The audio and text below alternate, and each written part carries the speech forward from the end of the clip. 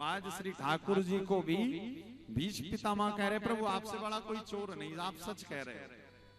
आप किसी का चैन मोबाइल पर्स थोड़ी चोरी करते हो, तो आप क्या चोरी करते हो जो कोई चोरी नहीं कर सकता। अनेक जन्मार्जित पाप चौरम चौराग्रगण्यम पुरुषम नमामि।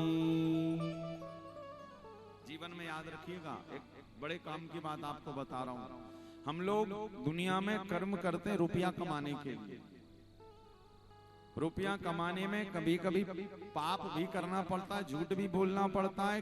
क्यों बोलना पड़ता है? अपने घर वालों को प्रसन्न रखने के लिए। भैया घर वालों को जब रुपया ला कर देंगे तो हमारी घर में आरती उतरेगी, वरना बिना कमाई वाले व्यक्ति को तो घर वाले कहते हैं कुछ कमाते धमाते तो हो नहीं, दिन भर बैठे बैठे खाते रहते।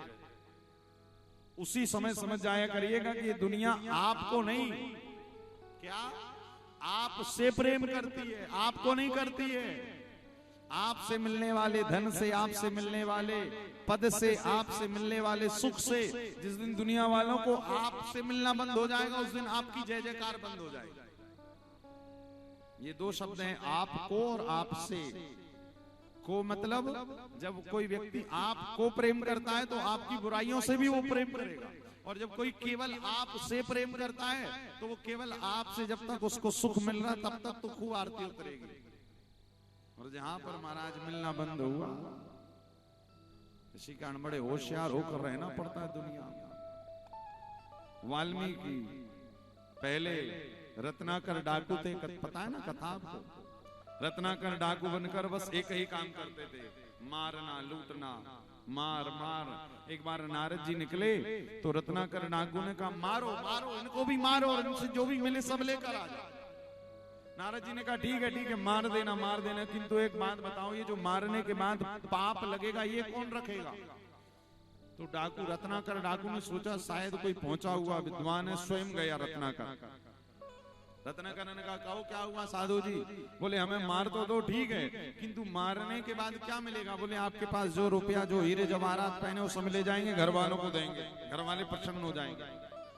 अच्छा, नारद जी ने कहा हीरे जवाहरात घर वालों को दे दोगे, किंतु हमारे मरने के बाद जो पाप लगेगा क्या वो भी घर वाले बांटेंगे? एक बार पूछ कर आओ।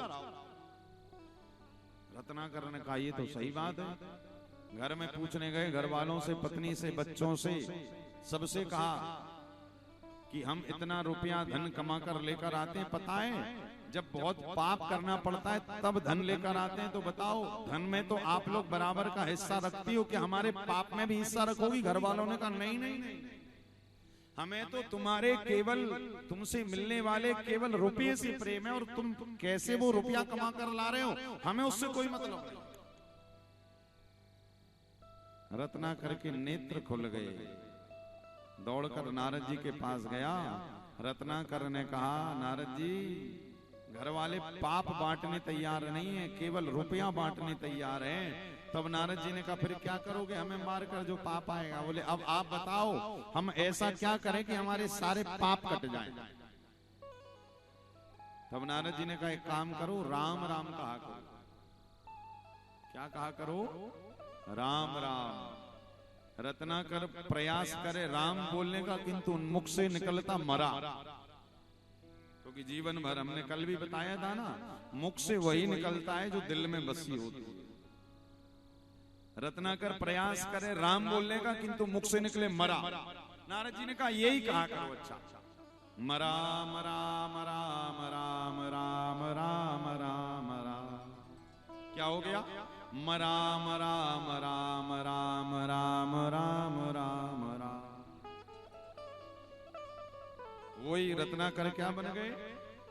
अरे उल्टा नाम जपत जग जाना, उल्टा नाम जपत जग जाना, उल्टा नाम जपत जग जाना, उल्टा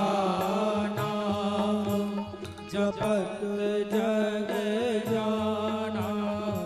वाल्मीक भय ब्रह्म समाना वाल्मीकि भय ब्रह्म समाना। वाल्मीकि रत्नाकर ने नारद जी से कहा कि नाम जपने से होगा क्या। नारद जी ने बड़े काम की बात कही।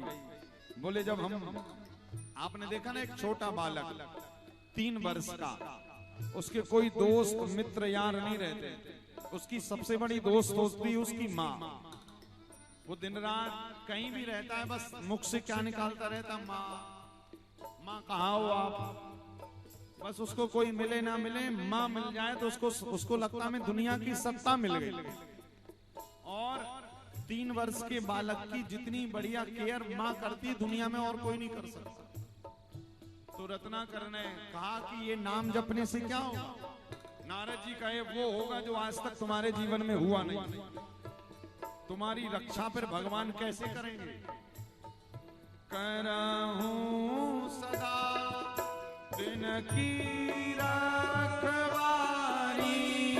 करहूं सदा दिन की रखवारी, जिमी बालक राखे महतारी, जिमी बालक राखे महतारी, जिमी बालक राखे महतारी।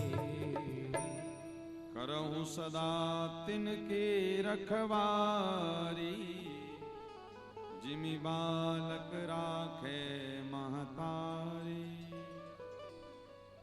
इसी कारण देखिए जब हम लोग छोटे होते हैं तो कोई टेंशन नहीं रहती।